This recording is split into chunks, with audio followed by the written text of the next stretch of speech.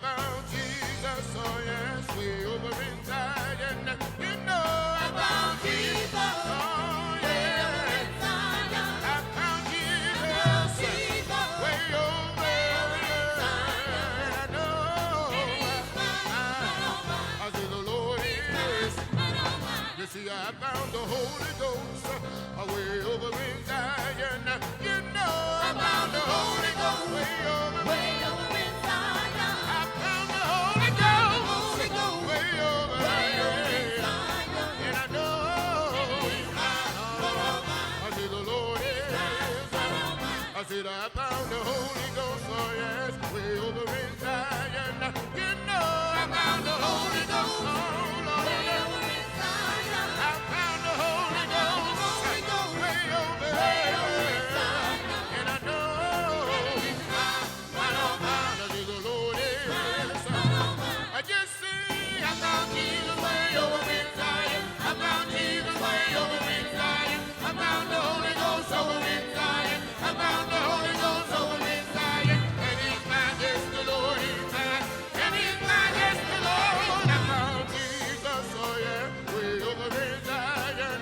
You know I found Jesus, oh yeah, way over in Zion. I found Jesus, oh yeah, way over in Zion. And I know he's mine, but oh mine, I said the Lord is. I said I found the Holy Ghost, oh yeah, way over in Zion. You know I found the Holy Ghost, oh yeah. I found the Holy Ghost, way over in Zion. And I know he's mine, oh yeah. I said the Lord is. I just see I found Jesus way over in Zion. I found Jesus way over in Zion. I found the Holy Ghost over in Zion. I found the Holy Ghost over in Zion. And he's mine, yes, the Lord is mine. And he's mine, yes, the Lord said he'll be mine. He'll be mine. He'll be mine. He'll be mine. He'll be mine. I know he is. He said he would be. When I need a bridge, when I need a captain. Said I found Jesus way over in Zion. I found Jesus way over in Zion. I said I found the Holy Ghost over. Said I found the Holy Ghost. Well, and he's mine, yes, the Lord is mine. And he's mine, yes, the Lord said he'll be mine. He'll be mine. He'll be mine. He'll be mine. I know he is. He said he would be. When I need a bridge, when I need a doctor, say God is. Say God is. When I need a bridge, when I need a doctor, I know he is. Right now, it is my happy privilege to turn the service over to our pastor. Please welcome her as she comes. The Lord is good. He's continually blessing us. We are privileged to be in his house, and I thank him for what he has done. We're so happy for all the visitors here this morning. We're glad that you came. I bet you there's not one person in this service that this message doesn't fit, including me. Everybody. And I'll tell you in just a minute. I'm going to ask the question to you. How many people here this morning have been going through situations in your life and you say, I wish I understood why? How many? See there? I knew it. It happens to everybody. The other day, I want to say hi to my seniors. We love you. We're glad you're here. God bless you.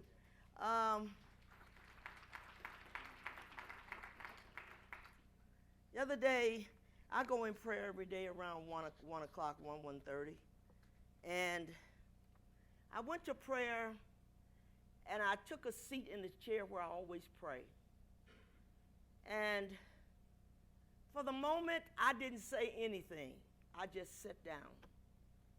But deep inside, I was trying to figure out what was I feeling at this point. And as I sat there, the Lord spoke to me. You may not believe God talks to people, but he does. And he said, you are perplexed. That applies to everybody in this room.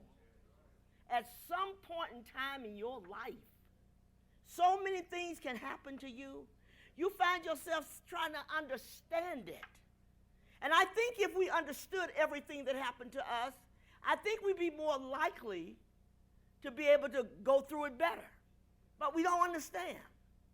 So, but what stood out to me when the Apostle Paul said, he says, though I'm perplexed, I'm not in despair. So it means basically that I'm perplexed, but understand this, I'm not hopeless. Nothing is worse than having no hope. So I don't have any hope. I'm down and out. I'm confused, but you got to have hope. If you don't have hope that there's going to be a better day, you'll never make it in this world. I thought many times my grandparents and people would say, you know what, it ain't going to always be like this. And that was the thing that helped them to get through the situation. One day this is going to change. I think most of our families, if we came from a poor family as I did, they were always looking forward to that better day. There's things that are going to change after a while. It's not going to remain this way. So you continue to live your life on that hope. And that's what kept them going. In all those years, what kept them going was that this is going to change. It ain't going to always be the same. When the slaves were held by their masters, they believed that one day it would change. That's what kept them going. That's what helped them to sing songs, because one day it's going to change. We all need to believe that, because everything in our life is unbelievable. Yes. I went back over my life for the last 10 years, and it has been a very difficult 10 years. And our men that were working so hard on a project for the government and had been to Homeland Security and showed the software that they made for the government, and also the New York Police Department, and they worked so hard day and night. And they didn't call Homeland Security called them. And they went and showed the demos, and everybody that was in law enforcement, including Secret Service, including ICE, everybody was there, everybody. There was anybody in law enforcement. It was the most exciting time for these guys. And they showed the demo, and they said the FBI turned and walked out the room, and one of the men said to him, you see how they walk? They like what they saw. It was something that would prevent ISIS from being able to come into this country, because you could track them down no matter where they were.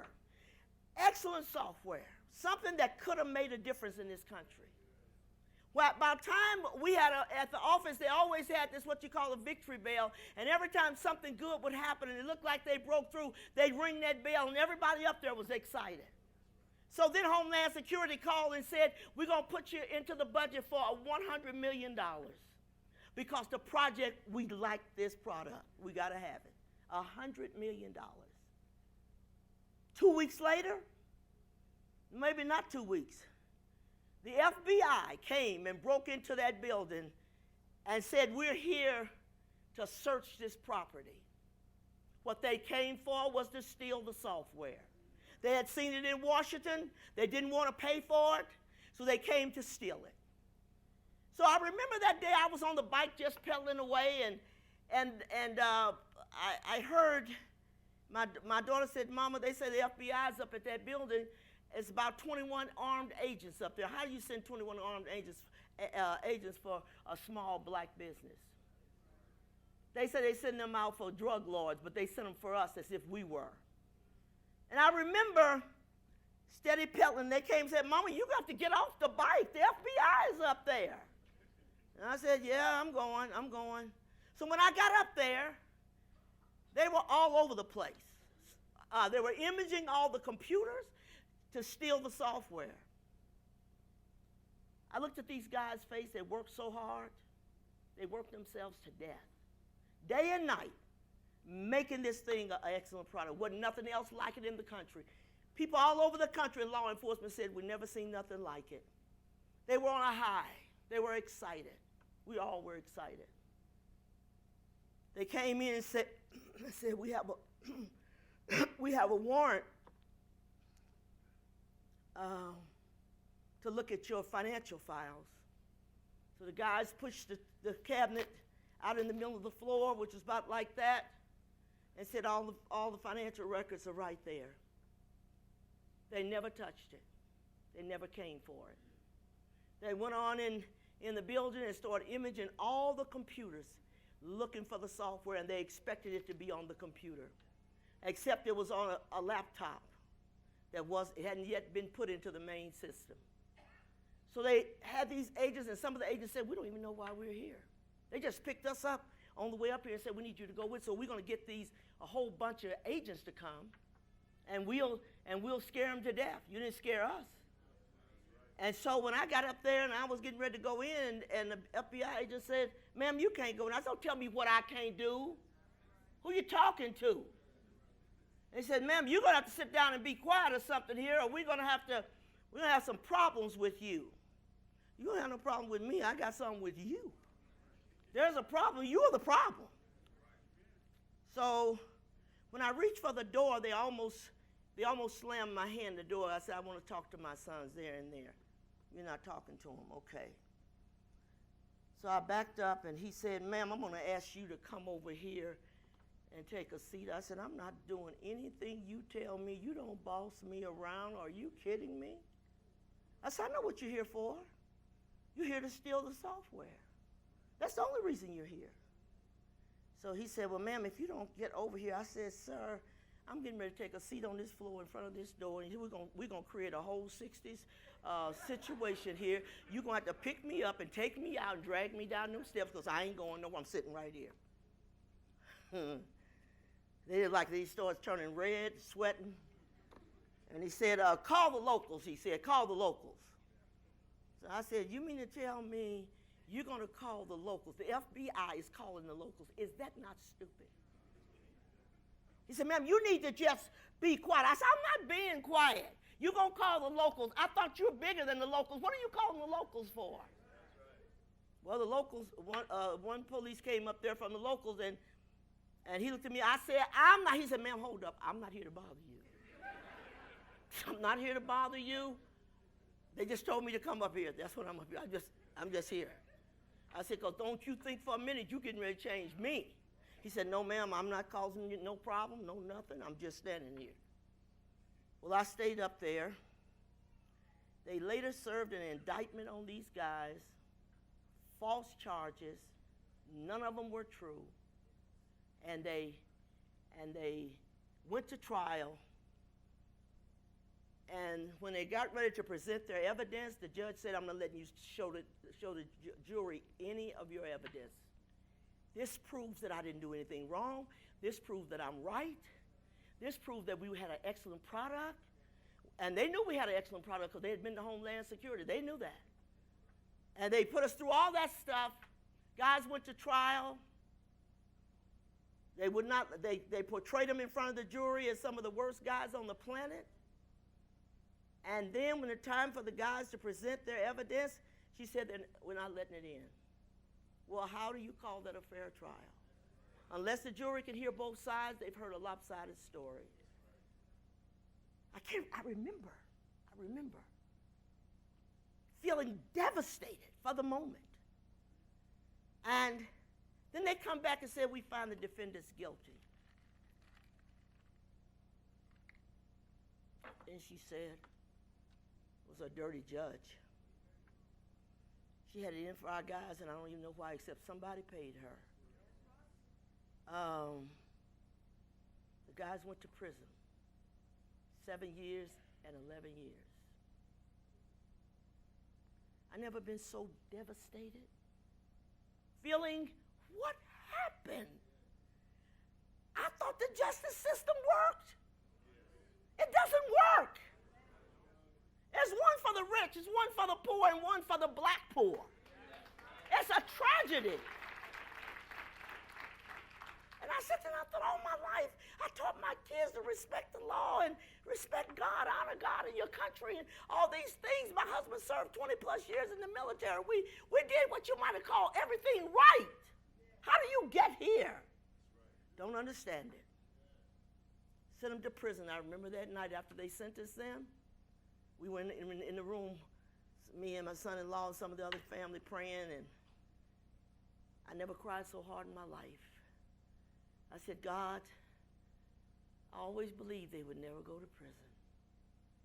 You knew they were right. You knew they had evidence to support it. I never dreamed they would go to prison. How does this happen? I cried and cried and cried. As I began to think back over these things, then they came and got my daughter, who was 46 years old at the time. Never broke the law in her life, wasn't involved with IRP 6. They studied our family, found out we were a close-knit family, and then came after my daughter. Sent her brought her before the grand jury to ask questions. It was so overwhelming to her. Never been in trouble, never been in anything. Her head was about to explode. I'll tell you the story leading up to that in just a minute. And they said, well, the prosecutor said, yeah, why don't we get her? She's not going to really know what's going on. They sent her before the grand jury, and she said, Mama, I never had such pressure in my head in my life. And she made it through it. They come back and say that she perjured herself. Never did. You could read the transcript and everything, no perjury, nowhere. But if they want to stick something to you, they stick it to you. Don't you ever forget it. After that, sentenced my daughter to 6 months in a prison camp in Arizona. I couldn't believe it. I remember being at church that night, and I had to leave that night and take her home and get her ready to go to submit herself in Arizona. And what is all this? What is all this? You don't understand. You just don't understand. You do it right. And my son said, Mama, how does that happen? How is it that you're giving the government something that's going to help them, and they say, thank you, we're putting you in jail? How cruel is that? Unbelievably cruel. My son said to me, Mom, somebody asked me one time, said, will you ever go to prison? He said, no, I'll never do nothing to go. You don't have to.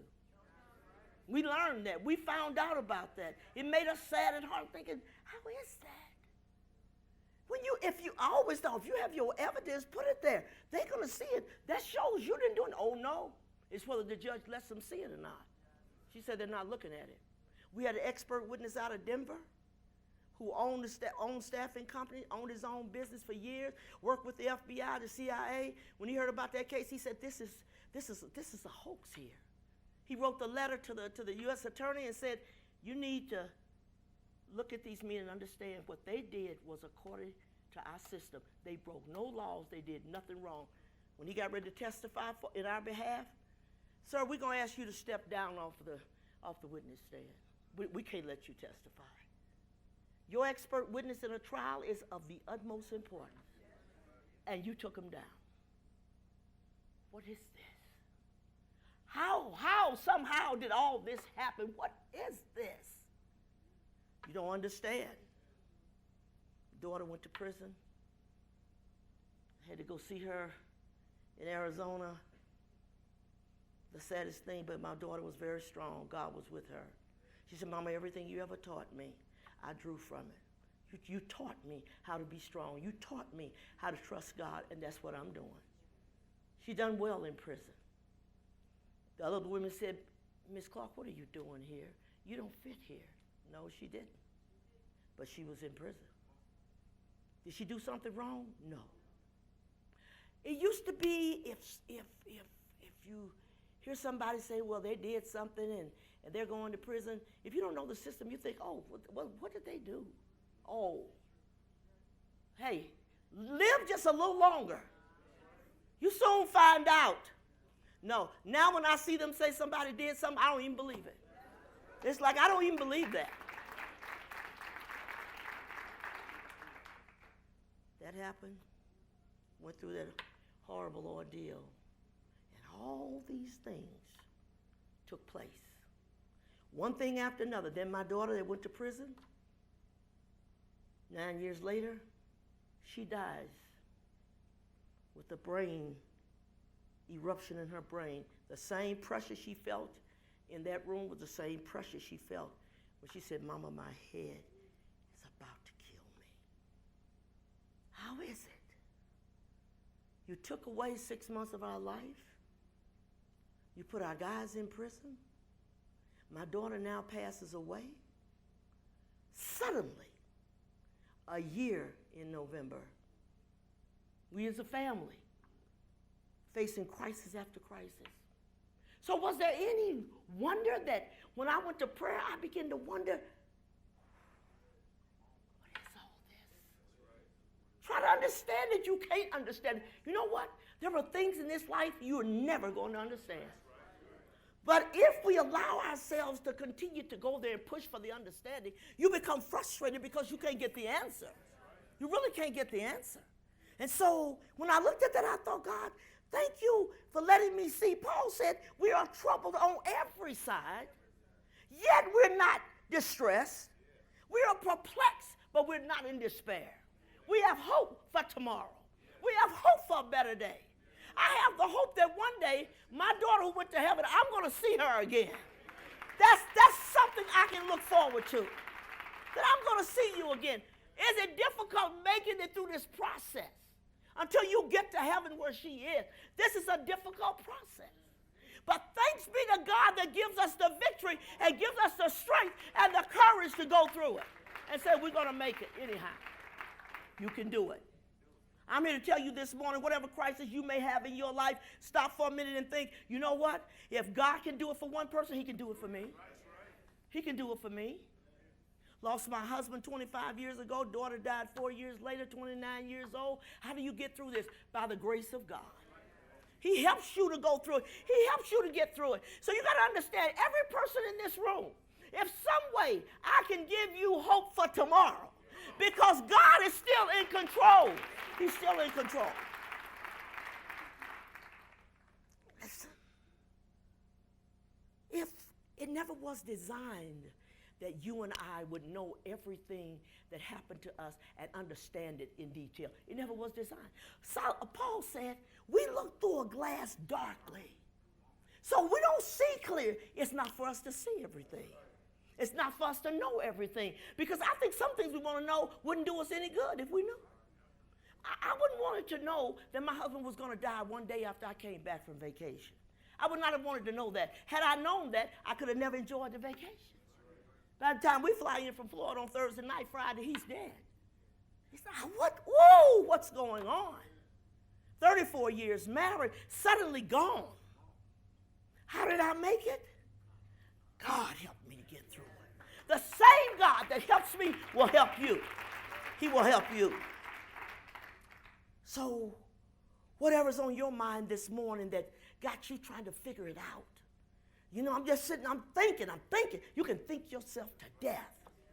Think yourself into a bout of depression. Think yourself to a place that this is unbelievable.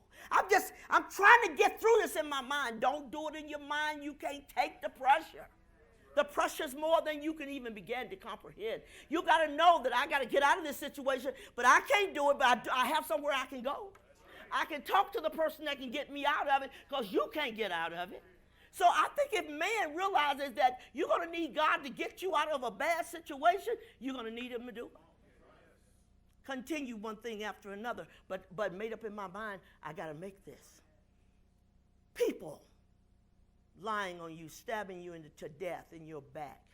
People that sit in this church that know me who I am, to tell horrific lies and stab me in my back and tell all kind of untruths on this church, on this pastor. This is supposed to happen to Christians. You shouldn't even be alarmed. They lied on Jesus. They talked about him. They took him to the point of crucifying him to get him away. So we have to understand, we're going to be a Christian, we're going to go through some things. But thanks be to God, we have somewhere we can turn. When you have nowhere to go, what do? She sang the song this morning, where do I go? I run to the rock. The rock is Jesus. He's the force that's going to help me and get me through this situation. Thank God I have a way out. There was a time in my life, if that had happened to me, I would have lost it. But when you serve God and you live for him and you're trying to please him and do it right, you know that in times of trouble you can go to him. You can go to him, and he'll make a way for you. We may ask the questions, I don't understand what's bothering, I don't understand what I'm feeling. Sometimes you can't even explain what you're feeling. When I went to prayer the other day, I couldn't explain that feeling. I just thought, what's wrong? That's what's wrong. So many things happen, so many, back to back, back to back. So now you don't understand everything, you understand part of it. We always see a little piece, but we don't see the whole picture. The whole picture is what we want. Tell me everything about this. I'm in a relationship with somebody. What happened? I thought he loved me. I thought I loved him. What happened? Everything somehow fell apart. I married somebody and said I do at the altar, and it appeared that we had a great future ahead of us, but it all fell apart. What happened? What happened? Things we can't control, things we don't even know is going to happen. If we knew some things were going to happen, we wouldn't even do that. We found a way around it for sure, because, no, I'm not going to do that. If that's the way life's going to turn out, I'm not going to do it. A young woman, I didn't know. You look at life and you think, we pretty much think it's going to work out. Things are going to be good. We don't have to worry about anything. And you really don't have to worry if you trust God. If you don't trust him, it's going to be a problem. You sitting here this morning, God knew you would be here. I didn't know you would be here. But he knew you would be. And somehow, Rose, extend hope to these people. Let them see and understand everybody has their day. Everybody goes through pain. Everybody goes through sorrow. The scripture says, man that is born of a woman is a few days and full of trouble. Many days are going to be dark days. That's what the scripture says. But I think sometimes we don't expect them to be that dark, because we've never been there. We have to travel there. Then we go there and think, oh, my God, this is horrible. But somehow, by the grace of God, we get through. Somehow, by his grace, he gives us the strength to stand up and say, we can make it. My son tells me every time I see him, say, Mama, you know what? If they thought they'd stop my life, they're in for a rude awakening. I'm ready to fight. I'm ready to go forward. I'm ready to do anything I got to do. I'm going to make this. I'm going to win this. When you're going through the fire and it's so hot, you feel like I need to get out of here, rest assured, if you'll stay put and you'll go through the fire, you'll be stronger afterwards. Every difficult thing happening in our life makes us stronger if we're willing to go through it. You feel stronger. You feel better. You feel like I'm better than I was before. But oftentimes we're going through the trouble in our life at the beginning, it don't feel like we're going to be any better because we're trying to figure it out. And if you try to make moves on your own to try to prove this or prove that, no. Take your time. Live it one day at a time. We don't know what tomorrow's going to bring. Live it one day at a time. So you got to understand, I got to make it through this. Your crisis is your crisis. My crisis is mine. We don't all experience the same thing, but we experience something. We experience pain. We experience betrayal. We experience disappointment. We experience the feeling that, do anybody care? The feeling of being rejected. That nobody really wants me. I don't fit in. A lot of our people was in the prayer line last Sunday night found out I don't have to feel that way. I belong to something. I belong in here. Yes. So I'm not getting ready to believe I can't make it. Don't let nobody tell you that. You know what they say? Well, I had a cousin who did that. They didn't make it. You guys say, I don't know what your cousin did, but I know I'm going to make it. Quit measuring your success and whether you make it or not by somebody else. Measure it by what the Word of God says, that if you go through it, I'll get you through it. I'll bring you through it. That's a fact. So, as I look at this, I'm concerned about the things that happen to different people. Everybody knows about Job. Everybody. Anybody that ever read the Bible, ever went to church, you heard about Job. So, when you feel this sense of bewilderment and nothing makes sense, and you just feel like the end of the road for me. I'm not going to make it through this. Don't ever tell yourself you're not going to make it through this. If you tell yourself that, so a man think in his heart, so is he. If I believe I'm going to fail, you're going to fail. If I believe I can win and I can climb this ladder of success, I believe it, I'm going after it. I don't care how many people failed before me. If you climb the ladder and everybody ahead of you fell down, don't let that distract you. I still can make it. I still can make it. Job, he had hope. He's one of the most commended people in the Bible that went through what he went through, and he got tired. He wanted to understand it. He realized he couldn't. And then he said, well, since I don't know, he knows the way that I take. He knows. I resign myself when I don't understand, God knows. He knows where I'm at. He knows what I'm going through. He knows. He knows what I can take. He said, I won't put more on you than what you can bear. I'm there to help you to get through it. Don't let nobody believe that you can't make it. I was in the projects of St. Louis, Missouri. I'm going to call it the hood. Yes. The grace of God brought me out. He said, man, you ain't getting out of here. You can get out. I never told myself I couldn't get out. I didn't have many people to look up to. I didn't have many role models in those days. But you know what? I truly believed I'd get out. I didn't know how.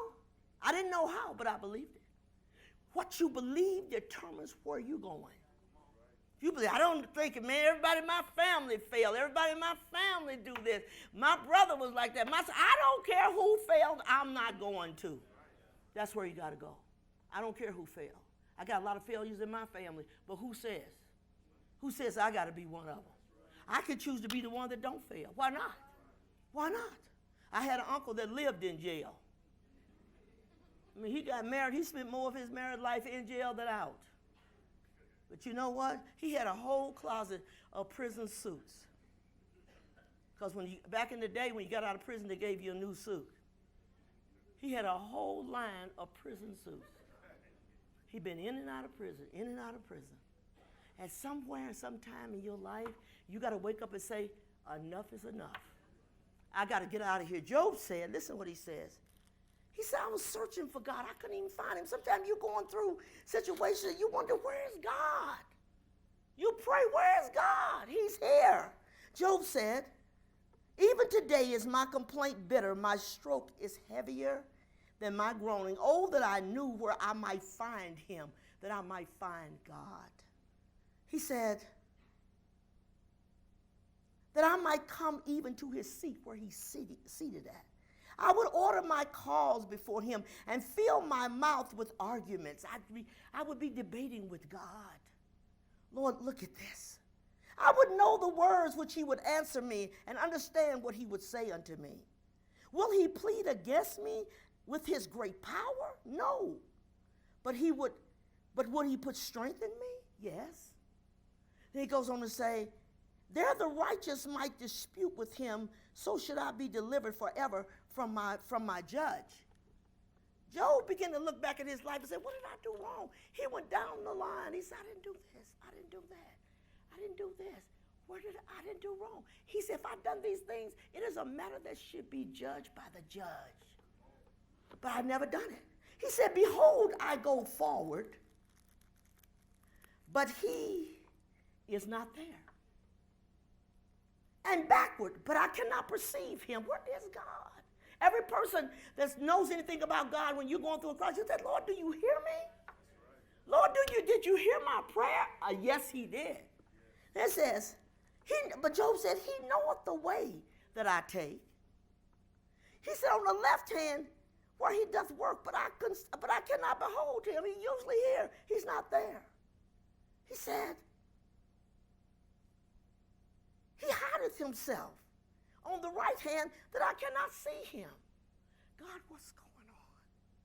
He said, look, I reached the conclusion. He knows the way that I take. He knows what's going on. I don't know, but he knows. He said, and after he has tried me, I shall come forth as gold. When he's finished with me, I'm going to be shining like new money. I'm going to be stronger. I'm going to be better. I can see my way through. I'm not bitter. I'm not mad at nobody, and I made it through. Bitterness destroys you. I said, if I spent my life bitter against the judge and the prosecutor who did this to our guys, I couldn't live happy. Bitterness destroys you. It don't destroy the person you're bitter against, because 9 to 10, they don't even know you are. But had I been caught up in that, wouldn't have made it. I don't have time, but I got to let, God's going to give her justice. He is justice. He said, my foot hath held his steps, his way have I kept, and not declined. Neither have I gone back from the commandments of his lips. I have esteemed the words of his mouth more than my necessary food. But he is in one mind, and who can turn him? And what his soul desireth, even that he doeth, for he performeth the thing that is appointed for me, and many such things are with him. Therefore am I troubled at his presence. When I consider, I'm afraid of him. God, I'm scared of you. I'm trying to figure this out. I'm trying to understand it. For God maketh my heart soft, and the Almighty troubleth me, because I was not cut off before the darkness, neither hath he covered the darkness from my face. He said, one time I wish I'd never been born. I wish the day that the doctor said it's a man-child that I would have died from the womb, because what he was going through with was so overwhelming. What's happening in your life is really hard, tough. It just seems like nobody would understand what I'm going through. There's people out here who understand what you're going through. We share our testimony with others and say, look, I understand. I understand how you feel. I understand where you're at. I understand if you're hurting inside, let me help you. I think sometimes we move on, we get so caught up in our own issues till we forget about the other people out there who need help too. Do you know you always feel better when you reach out to somebody else that's hurting than if you just sit there and nurse your own wounds? I'm just feeling so sorry for myself, and nobody has it like me. I got the worst life. You know, everything goes bad for me. And then somebody comes along and says, no, you ain't bad as I am. They bitter, they mad. And she ain't got a clue. That's why I believe preaching, you ought to have some experiences. Well, people know I identify with you. I relate to what you're talking about. Because it happened with me. When you say it happened with me, sometimes I come to this pulpit to preach, and we'll have people here from different parts of town, different ethnicities or whatever. Sometimes when I get up, and I found this from some of the black people, I get up, it's like, who she thinks she is?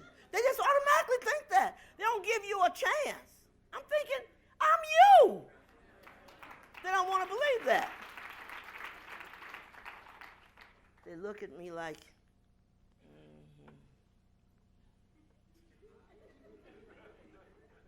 And I know what they're thinking, because see, I'm from the hood. I know what they think. And you think he all that, man. Look at her. She thinks she's all that. No, I don't. You got me all messed up. No. And then when I get to the pulpit and say, hey, I'm one of you, I came from the hood, all of a sudden you look out there and go like, yeah. Maybe you do understand. Yeah, I do. They automatically believe because you made it here, well, she ain't got a clue. Yes, I do have a clue, and I'll never forget the clue. I'll never forget it. Wait a moment, just get to know me first before you define who you think I am. I just looked at her when she got up, I thought, Especially black women. Just sitting there like, yeah, When she got up there to preach, I thought to myself, really? You think she thinks she all that? You see that? You don't know me. You don't know where I've been. Hold on a minute. Give me a chance to tell you about my life. They named me Gangster Girl. I was so bad in St. Louis. I was bad, carried a weapon. Don't tell me about the hood. I am hood. Yes. Yes. I know how they function. I know how they think. We all been there. Yes. I happen to come out. I happen to come out of the hood. It doesn't mean that I didn't live in the hood. I don't live there today. God brought me out. Well, if he brought Sister Rose out, why can't he bring me out? He will. He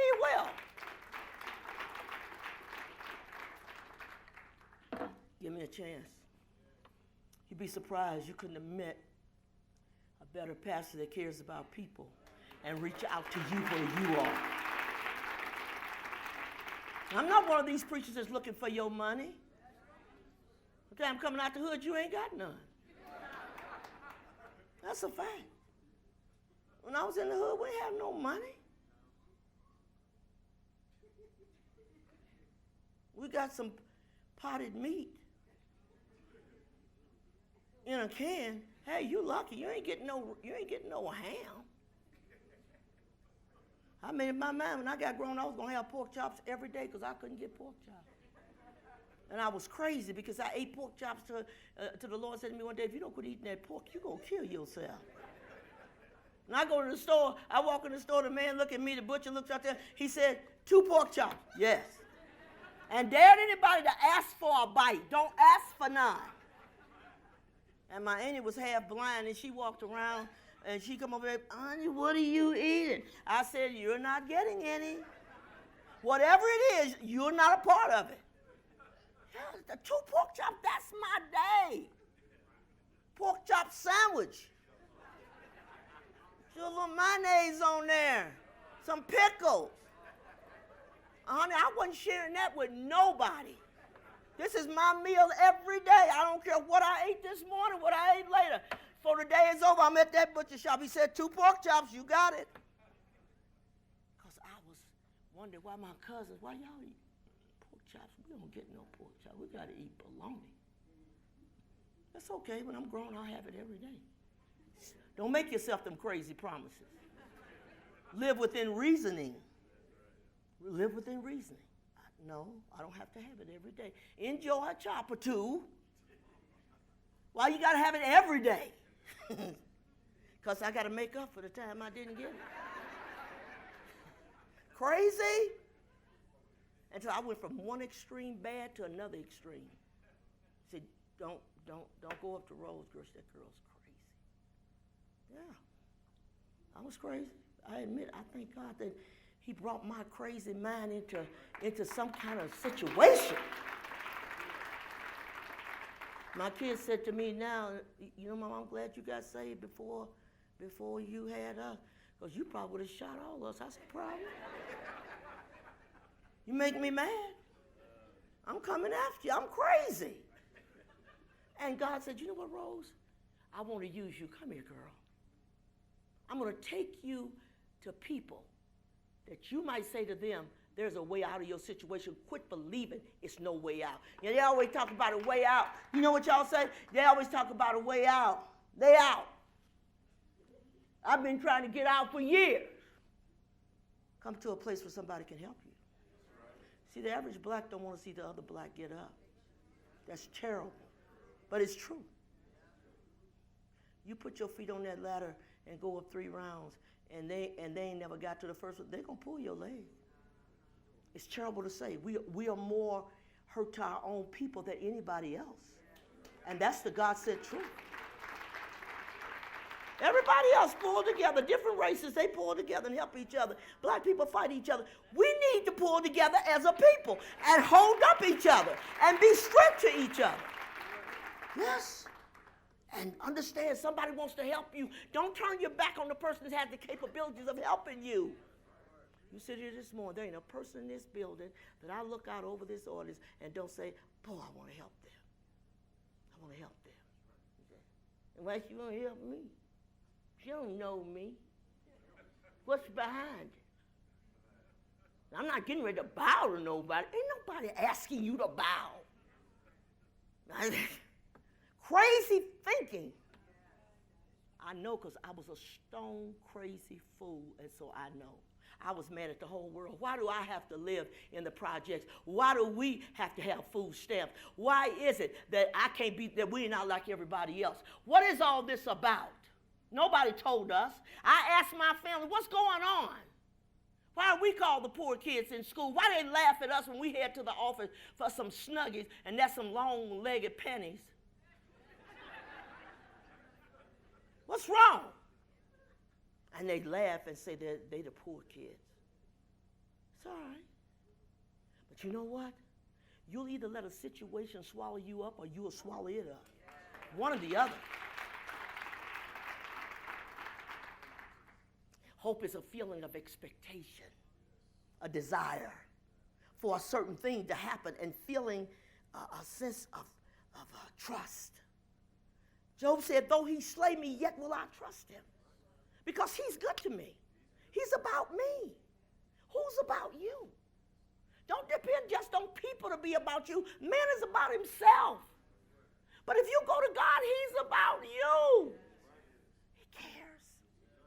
He loves you. Hope is expect with confidence, to cherish a desire with anticipation, the expectation of what God has promised that he's going to do that. You know he's going to do it. I have that to hold on to. Hope can mean the difference between hanging on or giving up. And that's the truth. It keeps us strong when we encounter challenges. Hope gives us a sense of joy and peace, knowing that a better tomorrow exists. Knowing that a better tomorrow exists. I preached at the prison in Florence for 5 years with inmates there. And they tried to instruct us. They had 500 black inmates there. The rest were other nationalities. And said, Sister Rose, you have to be careful how you talk to the inmates because they get uptight. I said, no. They got to know you love them. They got to know that you care about them. And every time I said, can we do this for the inmates? Nah. Can we bring cookies? No. Can we say I love you? No. But you know what? God gave me favor in that prison because some of the really bad criminals in this country were there. And when them gang members came into that service, never before had the head of gang members would come to that service and sit in the same row. It never happened. And they said the inmates talk about respect. They want to be respected. I said, that's a good thing. But when I got up to talk to them, I said, you won't be respected? Do the right thing. Nobody's going to respect you for holding up a bank. Nobody's going to respect you for killing an officer. Nobody's going to respect you for committing crime. If you want to be respected, do something right, and then you'll be respected.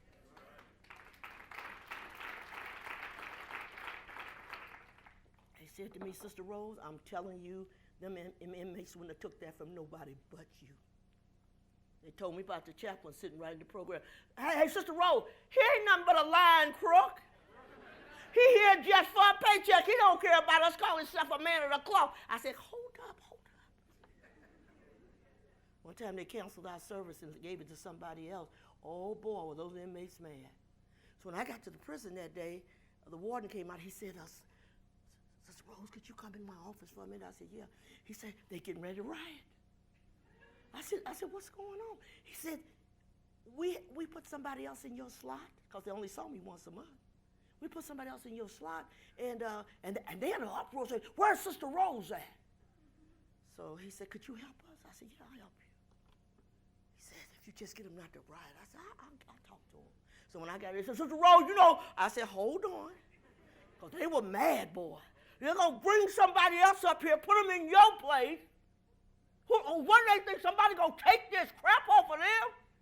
They full of crap up in here, Sister Rose. I said, I know, let's talk. I said, if we all get mad, we ain't going to fix it.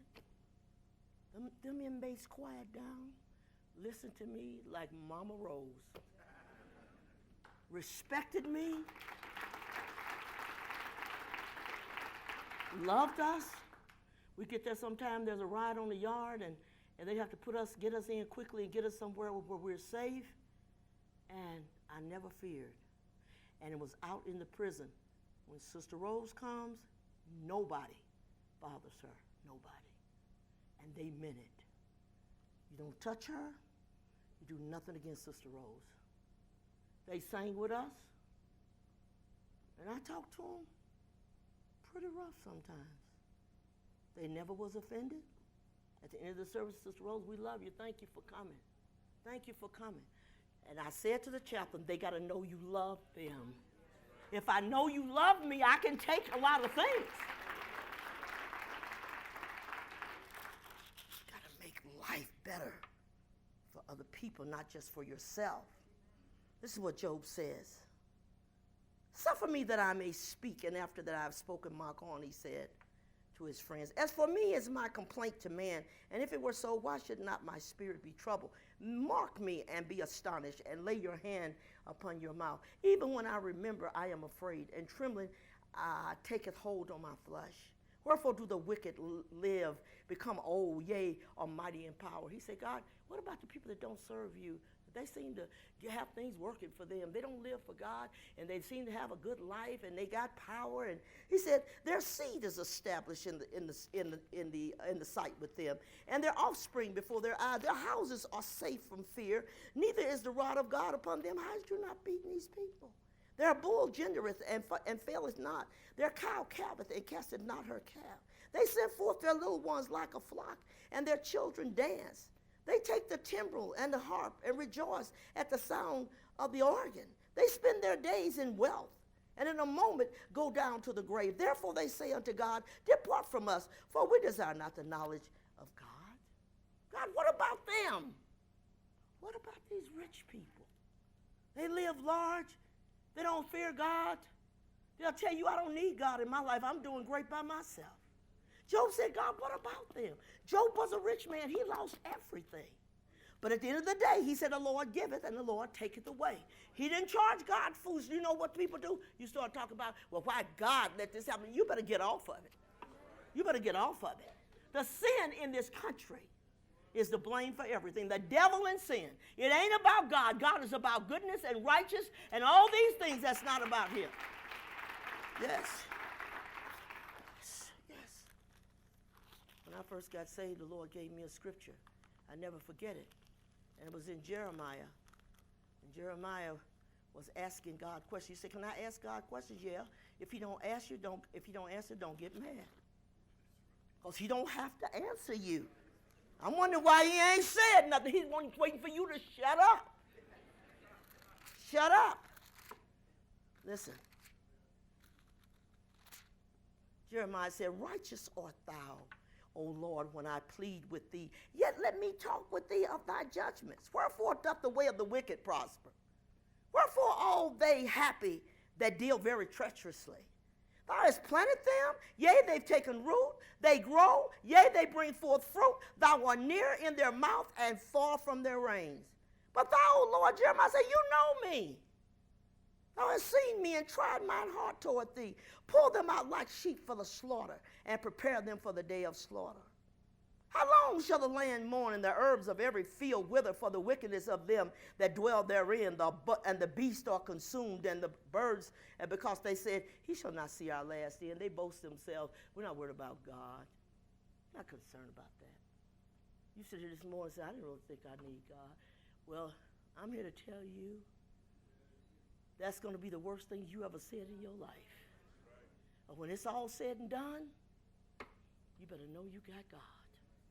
Friends turn on you. Family turn on you. Everything that could go wrong is gone wrong. You're going to need God to be able to go through it, to be able to face all the crisis and get through it and know without a doubt that I can make it. I can make it. I'm here today because God helped me to make it. He brought me from a place that I couldn't have brought myself. Where I was, in the projects, the elevators were used for toilets. Graffiti was everywhere. Everywhere. You wait for the elevator, when it comes down, it's got everything in it but people. People carrying guns, come dusk at night, just barely dusk, dark. People out with the guns and the drugs is everywhere. Wasn't allowed to go out. You could get shot standing in your kitchen minding your own business. And God said, but I see you. I hear you, Rose. God, I don't know how to get out of here, but you have the answer. So where are you this morning? Ask yourself the question. Your situation ain't too bad for God to fix it. It's not too bad for him to change it. And you don't need society to say you're okay. If God says you're okay, you're okay. That's what you need. That's what you need. I hope you'll look at yourself this morning. Don't turn it off. Let you say, yeah, I'm not convinced she really knows what she's talking about. Yeah, who helped her and she didn't tell nobody? God helped me. That's who helped me. He'll help you. This morning, if you're sitting in the audience and say, Sister Rose, I sure would like for my life to change. He's the one that has the power to change it. He's the one changes the heart, changes your mind, the way of thinking, changes everything. Give him a chance.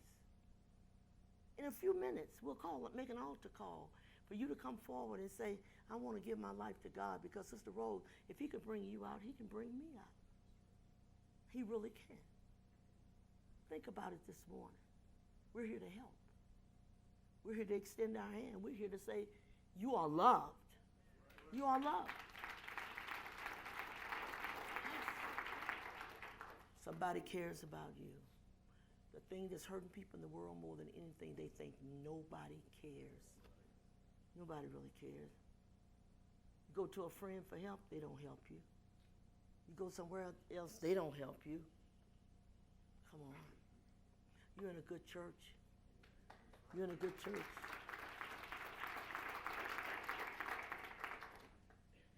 There's not a person ever come in my life that who can say that I didn't benefit from knowing her.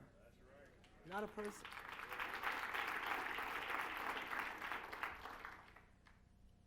Not many preachers tell the truth anymore. They lie going and coming. I understand your position about churches and preachers, but all of them are not the same. Don't put us all in the same boat. We don't all belong there. We don't all belong there. This morning, while our musicians and singers come forward, if you're sitting there this morning and say, I just need prayer, I feel real down. I feel like a failure. I feel like ain't nothing gonna change. It'll change. It'll change. Give us a chance to show you and get you there.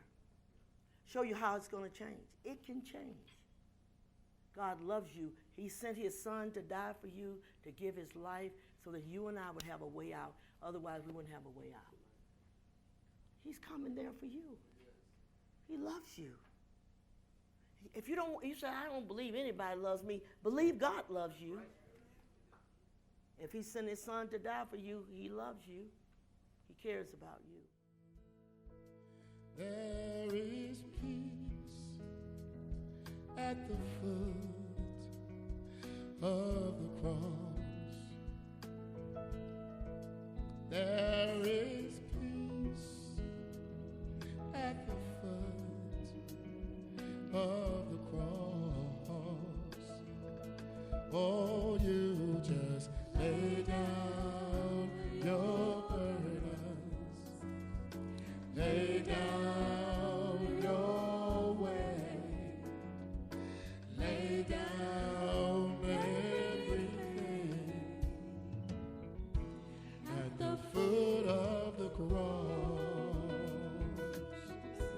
Oh, yes. There is joy at the foot of the cross. Oh, yes, there is joy at the foot of the cross. All you gotta do is lay down your burden. Come on and lay down.